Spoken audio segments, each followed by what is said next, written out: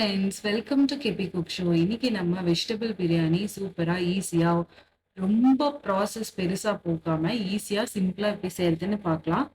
இது நம்ம ரொம்ப அவசரத்தில் இருந்தோம்னா லஞ்ச் கட்டி கொடுக்கறதுக்கு ஈஸியாக இருக்கும். இதுக்கு நான் இன்னைக்கு குக்கர் எடுத்திருக்கேன். நீங்கள் அடிகனமான பாத்திரம் எது வேணாலும் எடுத்துக்கலாம். குக்கர் எடுத்துட்டு அதில் 3 டேபிள் ஸ்பூன் அளவுக்கு ஆயில் சேர்த்துக்கிறேன். ஆயில் கடலை எண்ணெய் எது வேணாலும் சேர்த்துக்கலாம். ஆயில் நல்லா சூடான உடனே இதுல ஸ்பைசஸ் சேர்த்துக்கலாம். நான் வந்துட்டு ஒரு 1/2 டீஸ்பூன் அளவுக்கு சோம்பு சேர்த்துக்கிறேன். சோம்பு சேர்த்துட்டு கூடவே வெட்டி வச்சிருக்கிற 2 பெரிய சைஸ் வெங்காயம் அதையும் சேர்த்து வதக்கி விட்டுறேன். வதக்கிட்டு இதுல ஸ்பைசஸ் நான் இன்னைக்கு பட்டையும் கிராம்பு மட்டும் சேர்த்துக்கிறேன். அதையும் சேர்த்து எண்ணெயிலேயே வதக்கிடுங்க. இப்போ நான் இஞ்சி பூண்டு பேஸ்ட் ஒரு 1/2 டீஸ்பூன் அளவுக்கு எடுத்திருக்கேன். அதையும் சேர்த்துக்கலாம்.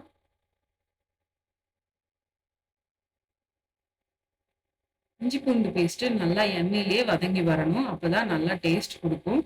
இது கூட வெங்காயமும் சேர்த்து நல்லா வதங்கும். வெங்காயம் இஞ்சி பூண்டு பேஸ்ட் எல்லாம் நல்லா வதங்கின உடனே நான் இன்னைக்கு வெட்டி வச்சிருக்கிற 2 மீடியம் சைஸ் தக்காளியை சேர்த்து நல்லா வதக்கி விட்டுறேன். தக்காளி வதங்கிட்டு இருக்கும் போதே நம்ம இதுல மசாலா சேர்த்துக்கலாம். மஞ்சள் தூள் 1/4 டீஸ்பூன், இது கூடவே மிளகாய் தூள் 1 டீஸ்பூன், பிரியாணி மசாலா 2 டீஸ்பூன். இது மட்டும் போதுமான அளவு. இது கூட இதை நல்லா வதக்கி விட்டுட்டு இது வதங்கணும், அதாவது தக்காளி வேகணும் இல்லையா, அதுக்கு நம்ம இன்னைக்கு 1/4 கப்பை விட கொஞ்சம் கம்மியா தண்ணி சேர்த்துக்கிறோம்.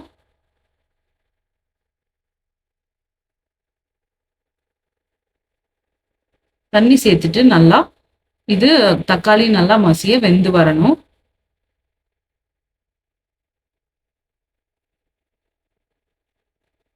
தக்காளி வெந்து வர ஸ்டேஜ் தாண்டின உடனே நம்ம காய்கறிகள் சேர்த்துக்கலாம்.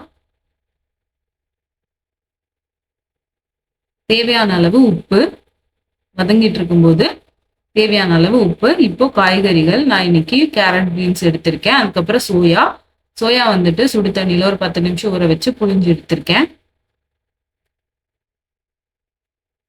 பாருங்க, 1/4 கப் அளவுக்கு காய்கறி கூடவே சோயா.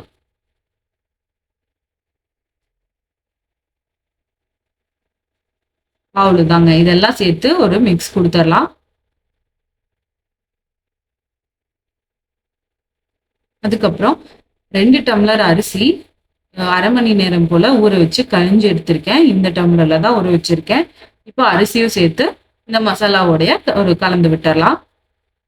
இப்போ 2 டம்ளர் அரிசிக்கு 4 டம்ளர் தண்ணி கலந்து ஊத்திட்டு நம்ம குக்கரை மூடி வச்சிட வேண்டியதுதான். இந்த சமயத்துல உப்பு செக் பண்ணிட்டு நீங்க தேவைப்பட்டா ஒரு 1/2 டீஸ்பூன் அளவுக்கு லெமன் ஜூஸ் கூட புழிஞ்சு விட்டுக்கலாம். இப்போ அவ்வளோதாங்க. எல்லாம் சேர்த்துட்டு ஒரு டைம் கலந்துட்டு விசில் வந்துட்டு 2 விசில் விட்டு எடுத்துக்கிறேன். 2 விசில் விட்டு எடுத்த உடனே நம்மளோட பிரியாணி சூப்பரா தயாராயிருக்கும். விசில் போன உடனே எடுத்து பாருங்க, ஒன்னோட ஒண்ணு சாப்பாடு ஒட்டாம சூப்பரா ரெடியாகி வந்திருக்கும்.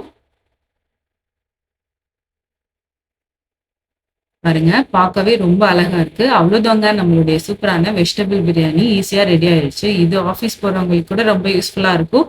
பெரிய ப்ராசஸ் இல்லாம அவ்வளவுதான், நம்மளுடைய வெஜிடபிள் பிரியாணி ஈஸியா ரெடி ஆயிடுச்சு. இந்த வீடியோ பிடிச்சிருந்தா மறக்காம நம்ம சேனலை சப்ஸ்கிரைப் பண்ணுங்க. சப்ஸ்கிரைப் பண்ணிட்டு பிடிச்சிருந்தா லைக் பண்ணுங்க, கமெண்ட் பண்ணுங்க, ஷேர் பண்ணுங்க. நன்றி, வணக்கம்.